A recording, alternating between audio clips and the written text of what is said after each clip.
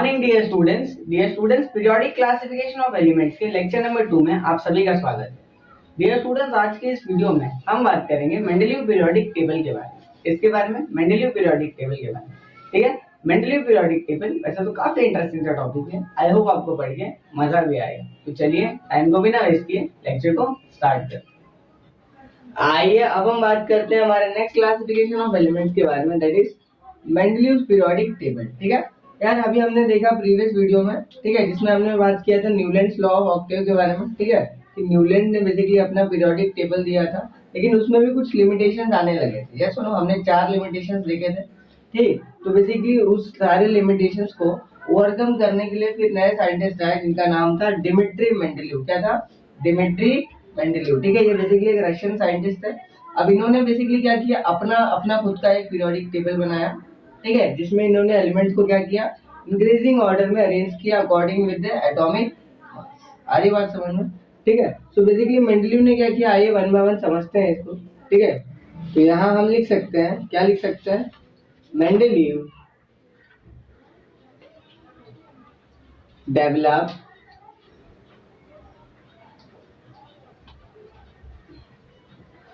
the periodic table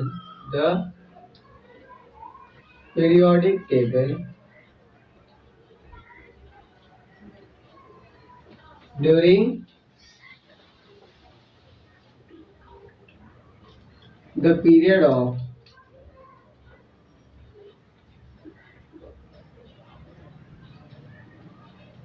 1869 to 1872। अरे बात समझ, एडी, ठीक है। इस पीरियड में बेसिकली क्या किया, मेंडलीव ने अपना एक पीरियोडिक टेबल प्रपोज किया। अरे बात समझा, अपना डेवलप किया, ठीक। अब ऐसा करने के बाद इन्होंने क्या कंसीडर किया, आइए इसको समझते हैं। नेक्स्ट पॉइंट क्या बोला कि ही consider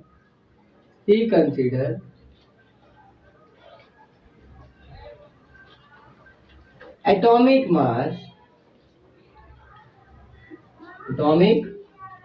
mass to be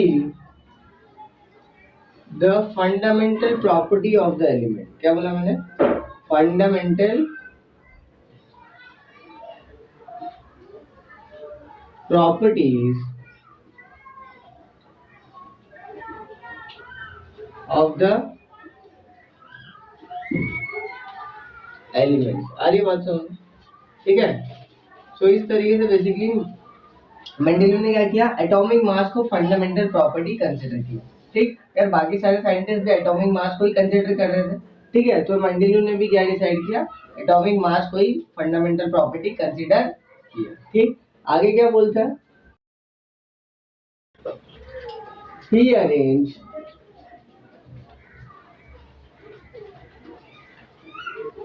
all the 63 elements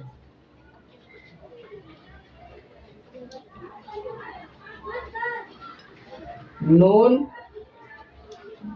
at that time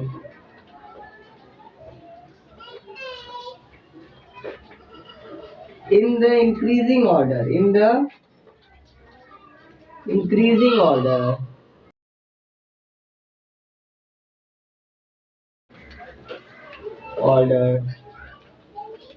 of the atomic mass correct है आंसर। मेंडलीव के टाइम पे बेसिकली 63 एलिमेंट प्रेजेंट थे, ठीक है। उसने क्या किया, सारे 63 एलिमेंट्स को इंक्रीजिंग ऑर्डर में अरेंज किया। कैसे अरेंज किया? विद द एटॉमिक मास, ठीक है। मतलब कि जिसका एटॉमिक मास कम है उसको सबसे पहले अरेंज किया। तो जैसे जैसे एटॉमिक मास बढ़ते जाएगा हम लोग वन बाय वन क्या करते जाएंगे, एलिमेंट्स को अरेंज करते जाएंगे। आ रही बात सुनना। आगे क्या बोलता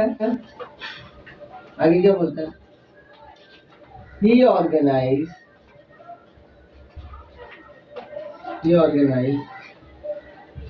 the periodic table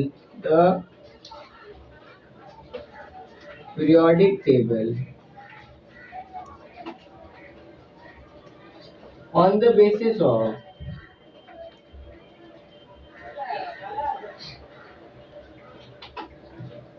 physical and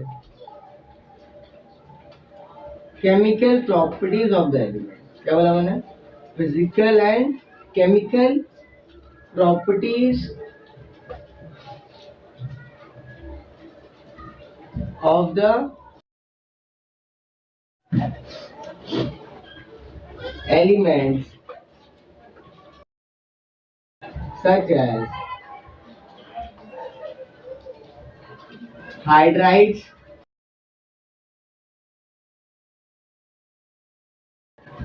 oxides, melting point,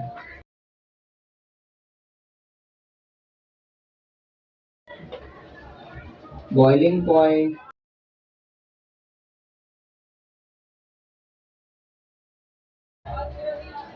density, etc. ठीक है. तो बेसिकली मेंडेलियव ने अपना जो पीरियोडिक टेबल दिया था किस बेसिस पे ऑर्गेनाइज किया? एलिमेंट्स की फिजिकल और केमिकल प्रॉपर्टीज के बेसिस पे ऑर्गेनाइज किया. ठीक है.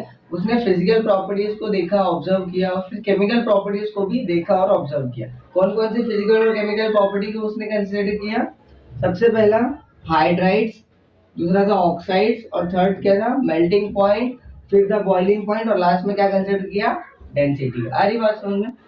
ठीक है. तो ये सारे प्रॉपर्टीज को बेसिकली मेंडेलियव ने अपने पीरियोडिक टेबल में कंसीडर किया था. आ रही बात समझ में? ठीक है. अगर आप इसे लिखना चाहें तो आप लिख सकते हैं. फिर हम बढ़ते हैं इसी में आगे की तरफ. ठीक है. आगे मेंडेलियव ने क्या बोला. ठीक है. ठीक है. तो बेसिकली यार अभी हमने देखा मेंडेलियव ने क्या किया था, फिजिकल और केमिकल प्रॉपर्टी के बेसिस पे एलिमेंट्स को क्या किया? इंक्रीजिंग ऑर्डर में अरेंज किया. आ रही बात समझ में? ठीक है. जब वो ऐसा अरेंज किया उसने तो वहां पे उसको यार कुछ पैटर्न नजर आया. क्या नजर आया? पैटर्न. अब क्या पैटर्न नजर आया आइए इसको वन बाय वन समझते हैं. ठीक है. यहाँ हम लिख सकते हैं that is he found that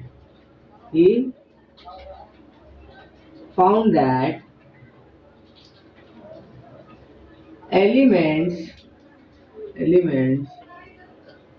with similar properties. क्या उन्होंने? elements with similar properties. ठीक है. similar properties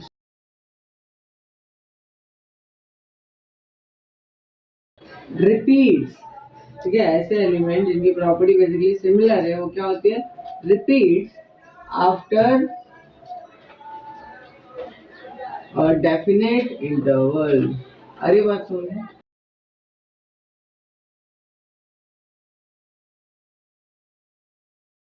ठीक है. तो बेसिकली क्या बोल रहा है? he found that the elements with similar properties repeats after a definite interval. ठीक. इसका क्या मतलब हुआ कि यार ऐसे एलिमेंट जिनकी प्रॉपर्टी क्या सिमिलर है. ठीक है. मतलब एलिमेंट्स की प्रॉपर्टी क्या सिमिलर है वो बेसिकली डेफिनेट इंटरवल्स के बाद, एक फिक्स इंटरवल के बाद रिपीट होते जा रहे हैं. क्या होते जा रहे हैं? रिपीट होते जा रहे हैं. अरे बात समझ में? ठीक है. उनकी प्रॉपर्टीज बेसिकली रिपीट होते जा रही है. ठीक. ऑलराइट. आगे क्या बोलता है? आगे क्या बोलता है? on the basis of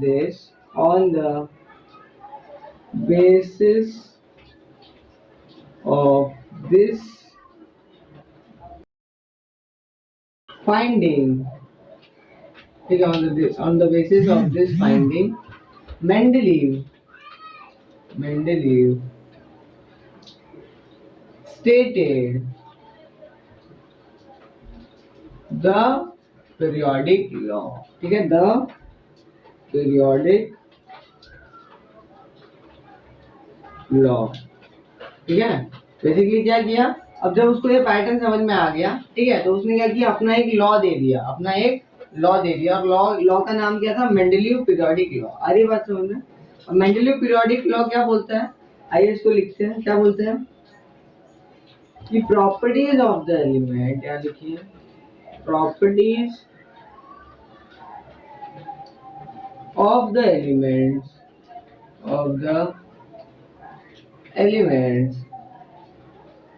are the periodic function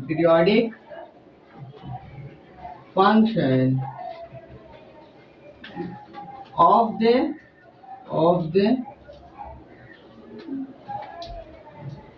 atomic masses। आ रही है बात समझ में? ठीक है, तो ये था बेसिकली मेंडलीव का पीरियोडिक लॉ। क्या बोलता है? Properties of the element are the periodic functions of the atomic masses. आ रही बात समझ में? यार basically properties of the element है, जो उसकी फिजिकल प्रॉपर्टी है, केमिकल प्रॉपर्टी है, किससे रिलेटेड है? बेसिकली उसके एटॉमिक मासेस से रिलेटेड है। किसने बोला था? Mendeleev periodic law. आ रही बात समझ में? देखो आगे क्या दे रखा है, आगे क्या बताता है मेंडलीव पीरियोडिक टेबल में कि द वर्टिकल कॉलम, लिखिए यहाँ पे द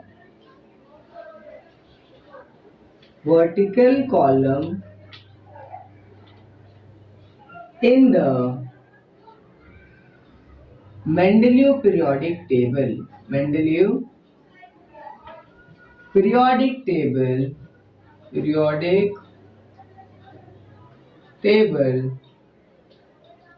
रिप्रेजेंट ग्रुप्स। क्या रिप्रेजेंट करता है? ग्रुप्स। आ रही बात समझ में? ग्रुप्स while horizontal row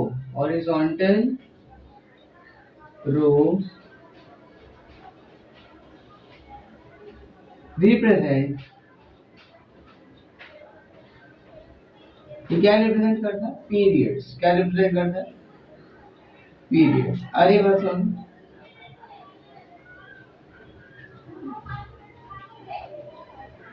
ये ग्रुप्स, ठीक। तो बेसिकली वर्टिकल कॉलम क्या रिप्रेजेंट करेगा? आपको ग्रुप्स बताएगा, और हॉरिजॉन्टल रो क्या बताएगा?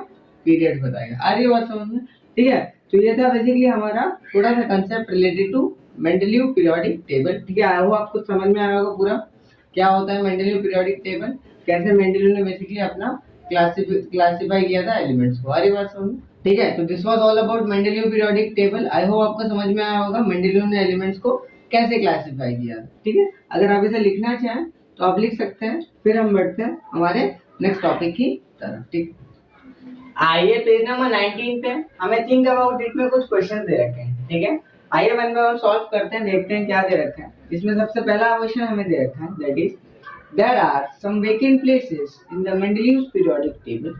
In some of these places the atomic masses are seen to be predicted. ठीक है, and list 3 of these predicted atomic masses along with their groups and periods। आ रही बात समझ में?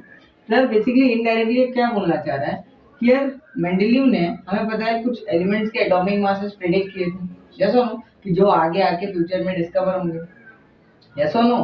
तो एलिमेंट मेंडलीव ने क्या किया था? प्रेडिक्ट किया था। तो हमें बेसिकली कोई भी 3 एलिमेंट के बेसिकली क्या करना है? उनके एटॉमिक मास लिखने हैं। ठीक है, जो कि मेंडलीव ने प्रेडिक्ट किया था अपने पीरियोडिक टेबल में। ठीक है, ऑलराइट। तो बेसिकली यहाँ पे हम लिख सकते हैं ऐसा, यहाँ पे लिखिए सबसे पहले एटॉमिक मास। ठीक है, एटॉमिक मास। नेक्स्ट फिर आ जाएगा हमारा ग्रुप्स, उसके बाद आएगा फिर पीरियड्स। ठीक है, ऑलराइट। तो इस तरीके से हम लोग टेबल बना सकते हैं हमारा। सबसे पहला एटॉमिक मास जो कि मेंडलीव ने प्रेडिक्ट किया था वो क्या था? 44। फिर नेक्स्ट क्या था? 68, और लास्ट में क्या था? 70। करेक्ट है, ऑलराइट। 44 वाला एलिमेंट कौन से, मतलब ऐसा एलिमेंट जिसका एटॉमिक मास 44 है, वो कौन से ग्रुप में बिलोंग करता है? ग्रुप नंबर 3 में बिलोंग करता है। What about 68? ये भी ग्रुप नंबर 3 में बिलोंग कर रहा है। और 72 ये ग्रुप नंबर 4 में बिलोंग कर रहा है। ठीक है, ऑलराइट। इनका पीरियड लिखते हैं। ग्रुप 44 वाला एलिमेंट कौन से पीरियड में बिलोंग करता है? Period number 4। नेक्स्ट ये भी पीरियड नंबर 4, और ये कौन से पीरियड में बिलोंग करता है? Period number 5। आधी बात समझ? ठीक है, तो इस तरीके से आप बना सकते हो टेबल। ठीक है, इसको टेबुलर फॉर्म में आप बना सकते हो इस तरीके से।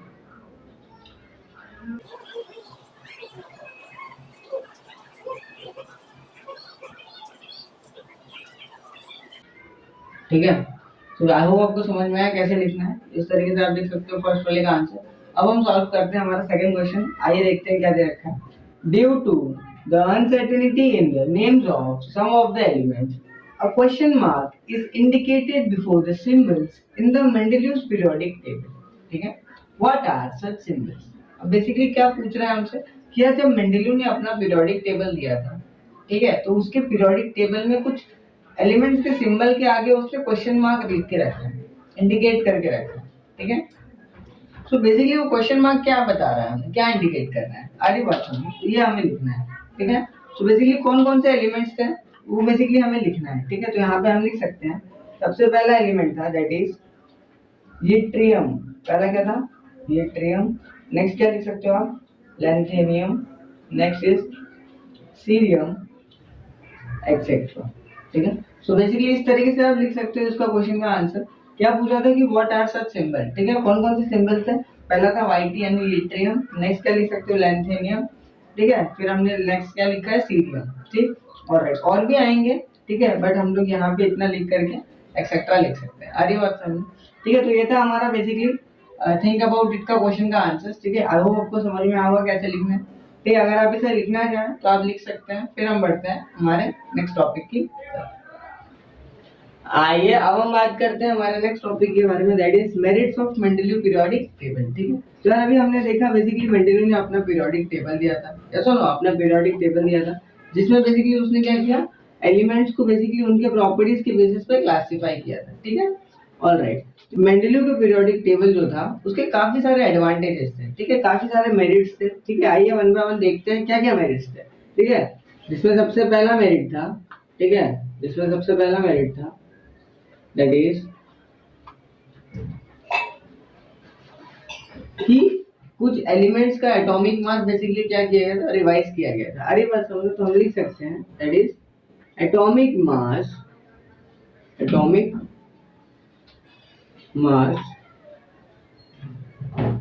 ऑफ सम एलिमेंट्स, ठीक है, atomic mass of some elements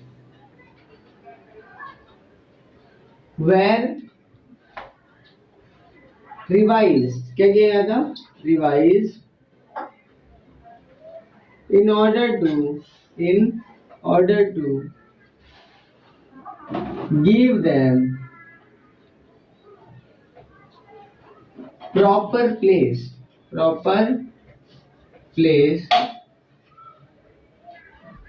in the periodic table। अरे बात समझ में, ठीक है। तो ये पहला मेरिट था। पहला मेरिट क्या था basically, the atomic mass of some elements were revised in order to give them proper place in the periodic table, ठीक है। हम लोग एग्जांपल भी कंसीडर कर सकते हैं। एग्जांपल में क्या लिख सकते हो आप, बेरिलियम, ठीक है, प्रीवियसली डिटरमाइंड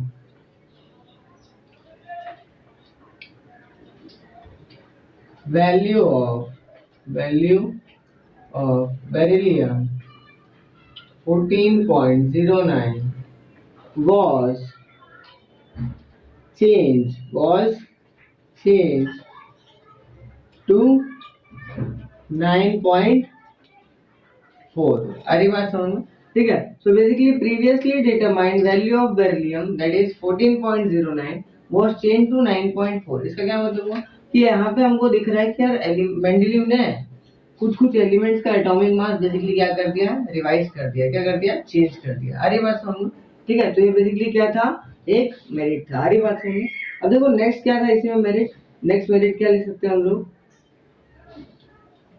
नेक्स्ट मेरिट हम लोग लिख सकते हैं that is he kept some vacant places, क्या बोल रहा हूं मैं, vacant places for the elements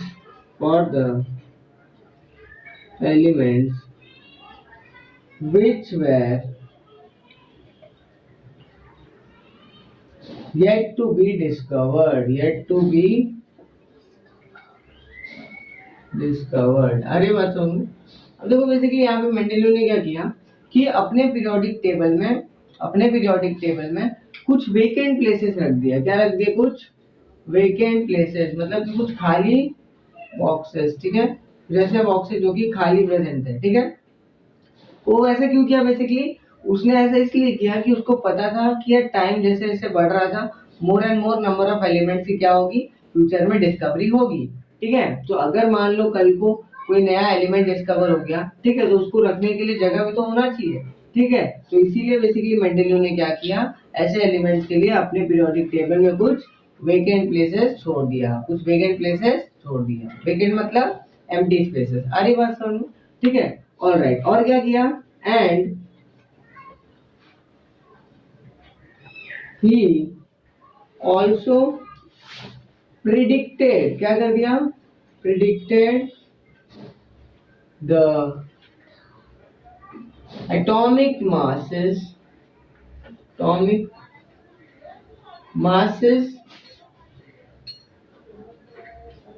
of some elements and name them as eka-boron, eka-silicon,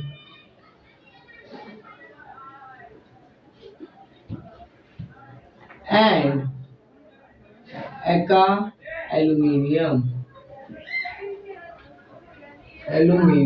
अरे बात सुन, ठीक है। इसने क्या किया, कुछ एलिमेंट्स का एटॉमिक मास प्रिडिक्ट कर दिया। कौन कौन से एलिमेंट, उनका नाम क्या दिया, एका बोरॉन, एका सिलिकॉन और एका एल्यूमिनियम। अरे बात समझ। फिर फ्यूचर में जाके जैसे जैसे टाइम बढ़ा, फ्यूचर में जब साइंटिस्ट लोग ने डिस्कवरी किया, ठीक है, तो उनको ये एलिमेंट्स मिले, ठीक है, और इनकी प्रॉपर्टीज जो कि मेंडेलियो ने ऑलरेडी पहले प्रिडिक्ट कर दी थी, वो एकदम ट्रू निकली। आ रही बात समझ में, ठीक है। तो ये भी क्या है, एक मेरिट्स है। आ रही बात समझ में, किसका मेरिट्स, मेंडेलियो पीरियोडिक टेबल का, ठीक। ऑलराइट, और क्या मेरिट्स लिख सकते हैं, लास्ट वाला एक है, there was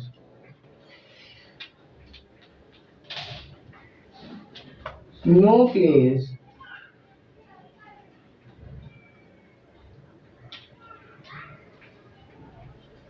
for noble gases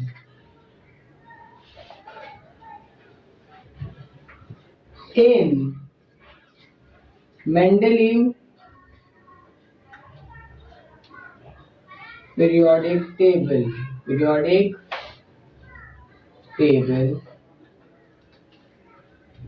however, when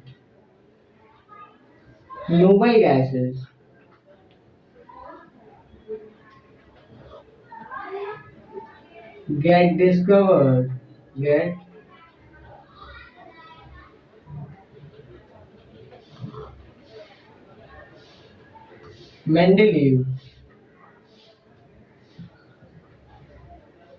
created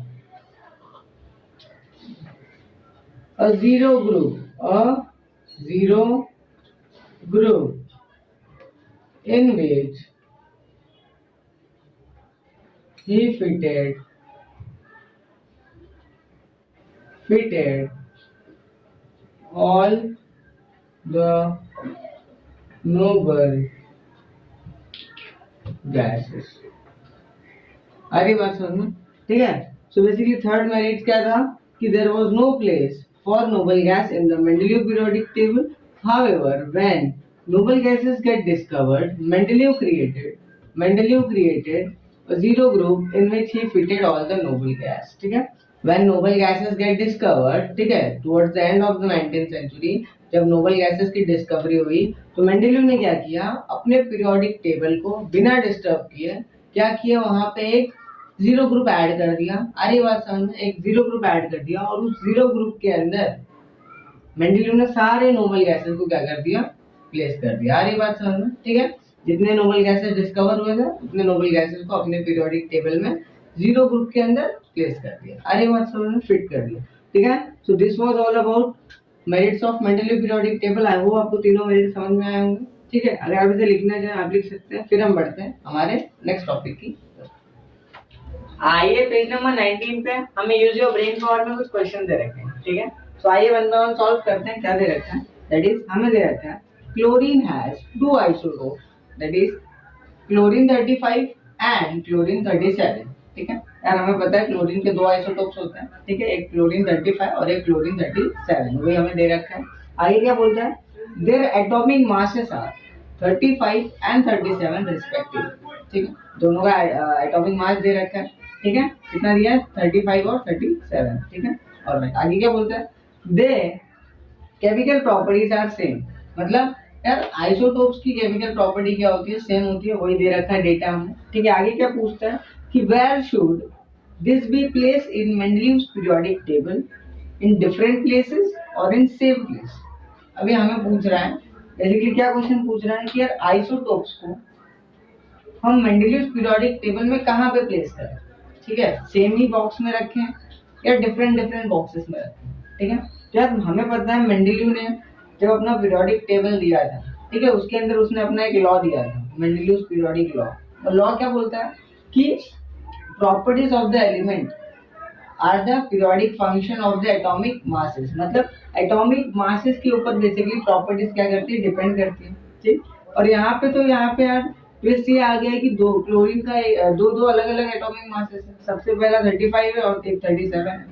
अब अगर इंक्रीजिंग ऑर्डर में रखा जाए तो फिर क्लोरीन 35 आना चाहिए, फिर उसके बाद क्लोरीन 37 आना चाहिए, बट इनडायरेक्टली ये दोनों तो क्लोरीन के ही ना एटम है। अरे बात समझ में, तो क्लोरीन के ही ना आइसोटोप्स हैं। तो आइसोटोप्स को आपसे पूछ रहा है कि सेम बॉक्सेस में रखने चाहिए कि डिफरेंट बॉक्सेस में रखना चाहिए, ठीक है। सो हम यहाँ पे क्या लिख सकते हैं इसका आंसर कि isotopes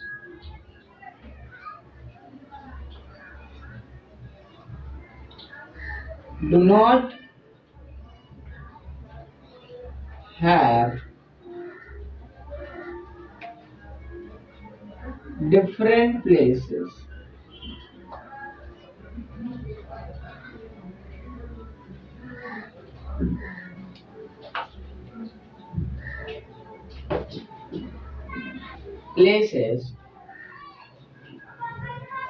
in the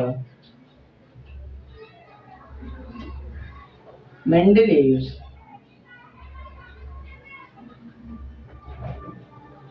periodic table। अरे बात समझ में, ठीक है। ऑलराइट, तो इस तरीके से आप लिख सकते हो कि यार हमें पता है मेंडलीव पीरियोडिक टेबल में आइसोटोप्स के लिए कोई डिफरेंट प्लेसेस अवेलेबल नहीं है, ठीक है। सो बेसिकली क्या करना पड़ेगा, उनको सेम ही प्लेस में सेम ही बॉक्सेस में रखना पड़ेगा, ठीक है। आई होप आपको समझ में आया कैसे लिखना है आपको आंसर, ठीक है। अगर आप इसे लिखना चाहें तो आप लिख सकते हैं। फिर हम बढ़ते हैं हमारे नेक्स्ट टॉपिक की तरफ। आइए अब हम बात करते हैं हमारे नेक्स्ट टॉपिक के बारे में, that is demerits of Mendeleev periodic table, ठीक है। यार इससे पहले अभी हमने देखा merits of Mendeleev periodic table के बारे में, ठीक है। हमने देखा कि क्या क्या मेरिट्स थे बेसिकली मेंडलीव पीरियोडिक टेबल के बारे में, हमने 3 एडवांटेजेस देखे, है कि नहीं। लेकिन यार हमें पता है every coin has a two side, yes और नो।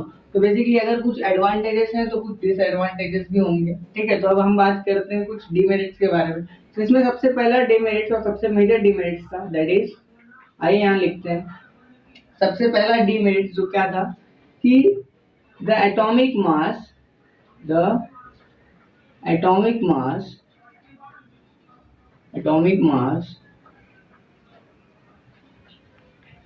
of the element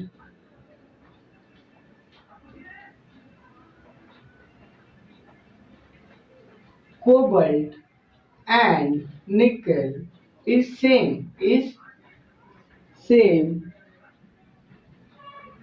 ठीक है। therefore there is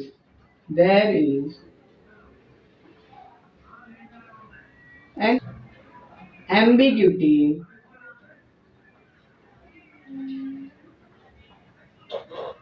in the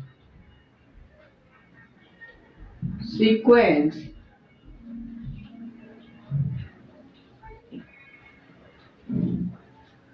in Mendeleev's periodic table, Mendeleev's periodic table, ठीक है। तो सबसे पहला पॉइंट क्या बोल रहा है, the atomic mass of element cobalt and nickel is same, therefore there is an ambiguity in the sequence in Mendeleev's periodic table. यार इसका क्या मतलब हुआ, here basically atomic mass of cobalt and nickel दोनों का एटॉमिक मास क्या है, same है। ठीक है, हम लोग लिख लेते हैं यहाँ पे, फॉर एग्जांपल आप मानिए कोबाल्ट और यहाँ पे आप ले लो निकल। ठीक है, सर बेसिकली जब आप कोबाल्ट की बात करोगे तो कोबाल्ट इसका एटॉमिक नंबर कितना होता है, 27। कितना होता है, 27। और इसका एटॉमिक मास होता है 59। कितना होता है, 59। ठीक है, राउंड ऑफ करेंगे तो 59। इन द सेम फैशन निकल इसका एटॉमिक नंबर कितना होता है, 28। और इसका एटॉमिक मास कितना होता है, 59। ठीक, तो यार यहाँ पे हमको दिख रहा है, यहाँ पे हमको विजिबल है क्लियरली कि इन दोनों का एटॉमिक मास क्या है, सेम है। इन दोनों का एटॉमिक मास क्या है, सेम है, वही चीज बोल रहा है। ठीक है, therefore there is a ambiguity in the sequence in Mendeleev's periodic table। अब देखो यार यहाँ पे एक कंफ्यूजन है, ठीक है, मिसकंसेप्शन आ रहा है ना, कंफ्यूजन आ रहा है कि यार किसको पहले रखा जाए, दोनों का एटॉमिक मास क्या है, सेम है। और मेंडलीव ने बेसिकली अपने पीरियोडिक टेबल में क्या बोला था कि हम एलिमेंट को क्या करेंगे, increasing order of the atomic mass arrange करेंगे। तो अगर किसी में डिफरेंस होता तो हम क्या कर सकते थे, अरेंज कर सकते थे, बट यहाँ तो सेम है, तो किसको पहले रखोगे, कंफ्यूजन है। आधी बात समझ में, पहला पॉइंट। ऑलराइट, तो ये क्या है, बेसिकली एक डिमेरिट्स है किसका, मेंडलीव्स पीरियोडिक टेबल का। आधी बात समझ में, ठीक है। नेक्स्ट डिमेरिट क्या लिख सकते हैं हम लोग, नेक्स्ट पॉइंट क्या लिख सकते हैं तो इसी में, that is isotopes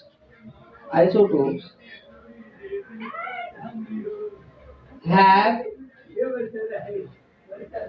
same chemical properties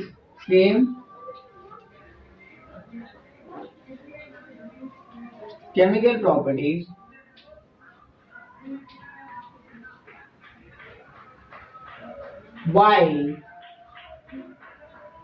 different atomic masses, आ रही बात समझ में, ठीक है। तो आइसोटोप्स बेसिकली ऐसे एलिमेंट्स हैं जिनके पास केमिकल प्रॉपर्टी क्या है, सेम है, बट उनकी फिजिकल प्रॉपर्टी यानी कि एटॉमिक मास, ठीक है, जो कि एक फिजिकल प्रॉपर्टी है, वो क्या है, डिफरेंट है। वो क्या है, डिफरेंट है। therefore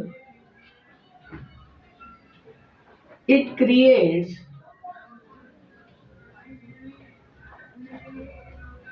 a major challenge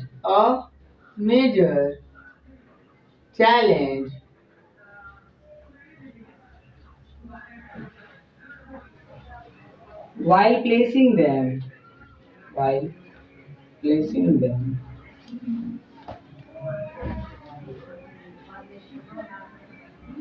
in Mendeleev's periodic table।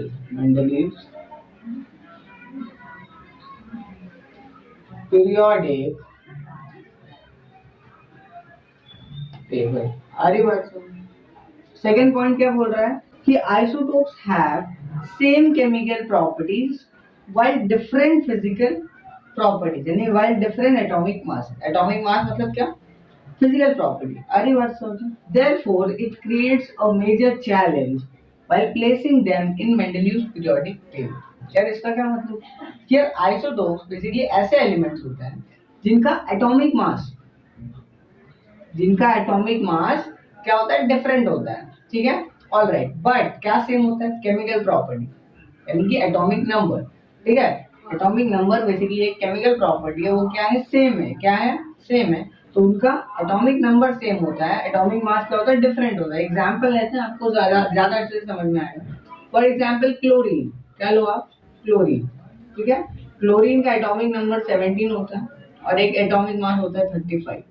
और एक क्लोरीन है, फॉर एग्जांपल आप ले लो, एटॉमिक नंबर 17 है, एटॉमिक मास है 37। अब यार ये दोनों क्लोरीन अगर आप देखोगे तो ये दोनों क्लोरीन बेसिकली क्या है, इनका एटॉमिक नंबर सेम है, इनका केमिकल प्रॉपर्टी क्या है, सेम है। इनका एटॉमिक मास क्या है, डिफरेंट, यानी इनका फिजिकल प्रॉपर्टी क्या है, डिफरेंट है। ठीक, तो बेसिकली अब यार ये दोनों बेसिकली एक ही एलिमेंट का तो आइटम है।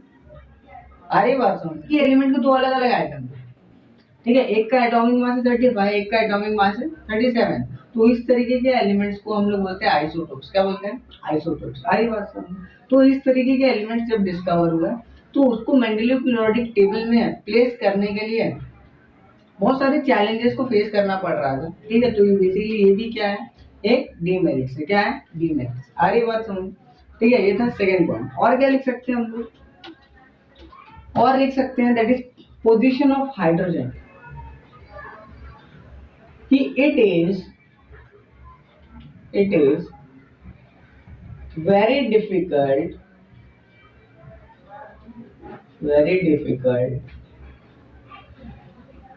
to place hydrogen in Mendeleev's periodic table. Mendeleev's periodic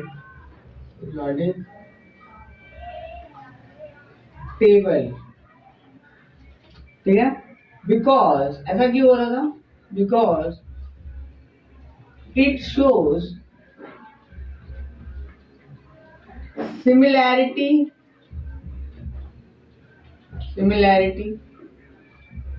with two separate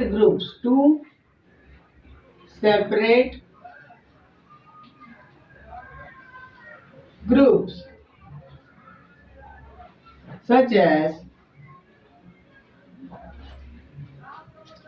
alkali metals, ठीक है, alkali metals and सेकंड क्या था? halogens। अरे बात समझ। तो बेसिकली ये पॉइंट क्या कहना चाहता है? It is very difficult to place hydrogen in Mendeleev's periodic table because it shows similarity with two separate groups such as alkali metals, जिसको ग्रुप नंबर 1 बोलते हैं हम लोग, and halogen, जिसको ग्रुप नंबर 17 बोलते हैं। ठीक, सो बेसिकली पॉइंट ये है कि हाइड्रोजन का जो पोजीशन था उसको प्लेस करना मेंडेलीव पीरियोडिक टेबल में काफी डिफिकल्ट सा एक टास्क माना जाता था, क्योंकि यार हाइड्रोजन एक ऐसा एलिमेंट है जो बेसिकली दो अलग अलग ग्रुप्स के साथ, दो सेपरेट ग्रुप्स के साथ, हाइड्रोजन एक ऐसा एलिमेंट है जो बेसिकली दो अलग अलग ग्रुप्स के साथ, दो सेपरेट ग्रुप्स के साथ प्रॉपर्टीज बेसिकली सिमिलर शो कर रहा है। सबसे पहला ग्रुप था एल्कली मेटल, और सेकेंड ग्रुप था बेसिकली हैलोजेंस। ठीक है, तो यार अगर हाइड्रोजन दो सेपरेट ग्रुप्स के साथ सिमिलैरिटी शो कर रहा है, अगर हाइड्रोजन दो अलग अलग ग्रुप्स के साथ सिमिलैरिटी शो कर रहा है, तो हम उसको कौन से ग्रुप में प्लेस करें? अरे बात समझ। तो ये एक बेसिकली क्या था, एक डीमेरिट था, एक काफी डिसएडवांटेज रहा है मेंडेलीव पीरियोडिक टेबल का। ठीक है, नेक्स्ट क्या डीमेरिट लिख सकते हैं हम लोग? The rise in the atomic mass, क्या? atomic mass is not uniform। तो बेसिकली राइज था एटॉमिक मासेस में, वो यूनिफॉर्म नहीं था। आगे क्या बोलता है? Hence it is not possible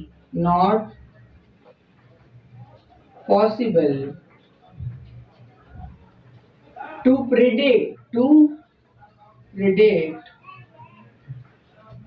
how many elements will be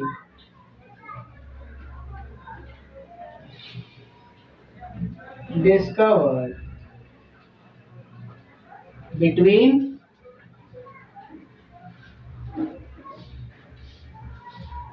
two heavier elements,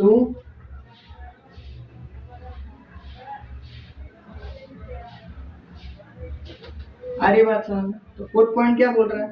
the rise in the atomic mass is not uniform, hence it is not possible to predict how many elements will be discovered between two heavier elements। इसका क्या मतलब कि यार जैसे हम जितने भी elements को मेंडेलीव ने क्या किया, इंक्रीजिंग ऑर्डर में तो अरेंज कर दिया।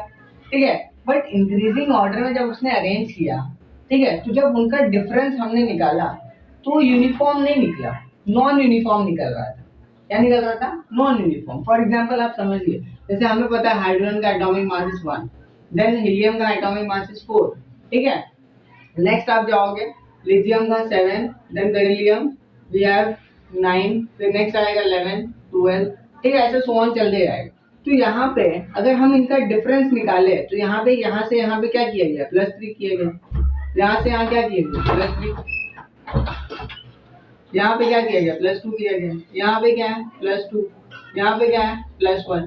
सो बेसिकली यहाँ पे हमको कोई पैटर्न थोड़ी ना दिख रहा है।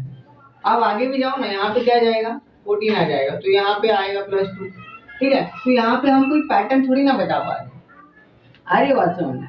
तो यहाँ पे क्या है? बेसिकली यूनिफॉर्म नहीं है, नॉन यूनिफॉर्म है, ठीक है। कब 3 आएगा, कब 2 आएगा, हमें थोड़ी ना पता, ठीक है। आगे जाके ये प्रॉब्लम सॉल्व होगा जब हम एटॉमिक नंबर पढ़ेंगे, ठीक है, मॉडर्न पीरियोडिक टेबल पढ़ेंगे, ठीक है। ऑलराइट, तो ये बेसिकली क्या है? डीमेरिट्स है, ठीक है। ऑलराइट, आई होप आपको समझ में आया फोर्थ पॉइंट क्या कहना चाह रहा है, ठीक है। ऑलराइट, ठीक है, ये था हमारा सबसे पहला डिमेरिट। तो उसके बाद हमने सेकंड वाला डिमेरिट देखा, ये हमारा थर्ड डिमेरिट, और लास्ट में क्या हमारा फोर्थ डिमेरिट। आई होप आपको पूरा डिमेरिट समझ में आया होगा। चारों डिमेरिट्स मैंने बहुत ही सिंपल तरीके से एक्सप्लेन किया है, ठीक है। अगर आप इसे लिखना चाहें तो आप लिख सकते हो। फिर हम बढ़ते हैं हमारे नेक्स्ट टॉपिक की तरफ, ठीक है। आइए पेज नंबर 20 पे हमें यूज योर ब्रेन पावर पे कुछ क्वेश्चन दे रखे हैं, ठीक है। आइए वन बाय वन सॉल्व करते हैं, देखते हैं क्या दे रखा है। इसमें सबसे पहला क्वेश्चन हमें दे रखा है, that is right the molecular formulas of oxides of the following elements by referring to the Mendeleev's periodic table. इसमें हमें पहला दे रखा है sodium, silicon, calcium, carbon, rubidium, phosphorus, barium, chlorine, tin and calcium. तो कैल्शियम 2 बार repeat कर दिया, कोई बात नहीं, हम लोग लिख लेंगे, ठीक है। यार सबसे पहले यहाँ लिखिए ऐसा एलिमेंट्स, ठीक है, और नेक्स्ट बनाइए ऑक्साइड, ठीक है। इस तरीके से ऐसा रो और कॉलम आप बना लो, ठीक है। इसमें हम लोग सबसे पहले लिखेंगे सोडियम। सोडियम का ऑक्साइड क्या होता है हमें पता है, ठीक है। सोडियम ट्वाइस रहेगा ऑक्साइड। अरे बात समझे, ठीक है। ऐसा क्यों किया? क्योंकि यार हमें पता है ना ऑलरेडी सोडियम का वैलेंसी 1 होता है, ऑक्सीजन का वैलेंसी 2 होता है, ठीक है। तो बेसिकली दोनों को बैलेंस करने के लिए दो सोडियम लगेंगे, यस और नो? ऑलराइट, तो इस तरीके से हम लोग लिख सकते हैं। सेकंड क्या आएगा? सेकंड आएगा सिलिकॉन। यहाँ लिखिए सिलिकॉन। सिलिकॉन कैसे लिखेंगे? SiO2। अरे बात समझे, तो इस तरीके से आप लिख सकते हो। फटाफट मैं लिख देता हूँ। Calcium, next carbon, next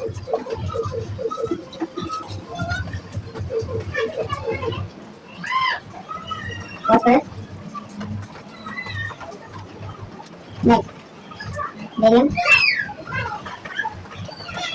next chlorine, next tin, tin में जाएगा।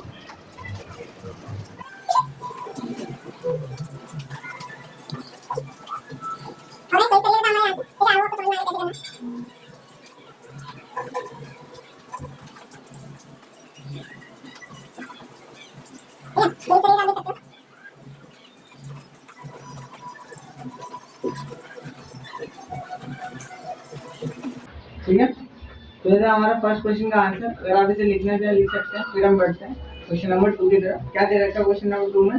That is right the molecular formula of compounds of the following elements with hydrogen by referring to the Mendeleev's periodic table. कौन कौन से एलिमेंट्स दे रखे हैं? Carbon, sulphur, bromine, arsenic, fluorine, oxygen, nitrogen and chlorine. सारी बात समझ में? तो ये सारे एलिमेंट्स बेसिकली हमें दे रखे हैं। अब हमें क्या करना है? इनके हाइड्रोजन के साथ बेसिकली फॉर्मूले लिखने हैं, ठीक है। मॉलिक्यूलर फॉर्मूले लिखने हैं, तो हम लोग यहाँ लिख सकते हैं। सबसे पहला यहाँ लिखिए एलिमेंट्स, ठीक, एलिमेंट्स, और यहाँ नेक्स्ट रो बनाइए, दैट इज हाइड्राइड्स, ठीक है। हाइड्राइड्स क्यों बोल रहे हैं? क्योंकि हाइड्रोजन के साथ रिएक्शन हो रहा है, ठीक है। तो सबसे पहला एलिमेंट क्या है हमें दे रखा है? That is carbon. तो कार्बन हाइड्रोजन के साथ रिएक्ट करेगा तो क्या बनाएगा, बेसिकली मीथेन बनाएगा। क्यों? क्योंकि कार्बन की वैलेंसी हमें पता है 4 होती है, वाइल हाइड्रोजन की वैलेंसी 1 होती है। तो दोनों को न्यूट्रलाइज करने के लिए 4 हाइड्रोजन लगेंगे, यस और नो। ऑलराइट, नेक्स्ट क्या लिख सकते हैं हम लोग, नेक्स्ट क्या दिया, सल्फर। सल्फर, तो सल्फर बेसिकली हाइड्रोजन के साथ रिएक्ट करेगा, क्या बनाएगा, उसकी वजह आएगा। अरे बात नहीं, नेक्स्ट क्या लिख सकते हैं हम लोग, ब्रोमीन। ब्रोमीन जब हाइड्रोजन के साथ रिएक्ट करेगा क्या बनाएगा, HBr बनाएगा। नेक्स्ट नेक्स्ट क्या दिया, आर्सेनिक जब हाइड्रोजन के साथ रिएक्ट करेगा क्या बनाएगा, H3 बनाएगा, ठीक है। Alright, next chlorine. क्लोरीन किसके साथ क्या बनाएगा, H बनाएगा। फिर ऑक्सीजन, ऑक्सीजन क्या बनाएगा, हम पता है H2 बनाएगा। वाटर, ठीक, नाइट्रोजन जब रिएक्ट करेगा क्या बनाएगा, NH3 बनाएगा, ठीक है। NH3 ammonia, next chlorine react करेगा क्या बनाएगा, HCl। अरे बात समझ में कैसे क्या, ठीक है। इस तरीके से आप भी कर सकते हो, ठीक है। बेसिकली आपको वैलेंसी पता होनी चाहिए। अगर आपको वैलेंसी सबकी पता है तो आप कर सकते हो, ठीक है। बेसिकली आपको वैलेंसी पता होना चाहिए। ऑलराइट, ठीक है। तो इस तरीके से हमारा क्वेश्चन नंबर 2 का आंसर था। आई होप आपको समझ में आया कैसे करना, ठीक। ऑलराइट, तो अगर आप इसे लिखना चाहें आप लिख सकते हैं। फिर हम बढ़ते हैं हमारे नेक्स्ट टॉपिक की तरफ। ऑलराइट डियर स्टूडेंट्स, आज की क्लास में इतना ही। आज हमने बात किया मेंडेलीव पीरियोडिक टेबल के बारे में, ठीक है। उसके बाद हमने देखा merits of Mendeleev periodic table, और लास्ट में हमने बात की demerits of Mendeleev periodic table, ठीक है। आई होप आपको सारे कंसेप्ट समझ में आए होंगे, ठीक है। अगर आपको समझ में नहीं आया तो आप नीचे कमेंट में पूछ सकते हो, ठीक है। और अगर आपको वीडियो अच्छा लगा तो आप लाइक कर सकते हो, शेयर कर सकते हो और सब्सक्राइब भी कर सकते हो, ठीक है। अब नेक्स्ट वीडियो में हम बात करेंगे मॉडर्न पीरियोडिक टेबल के बारे में, ठीक है। हम स्टार्ट करेंगे हमारा मॉडर्न पीरियोडिक टेबल। तब तक के लिए थैंक यू।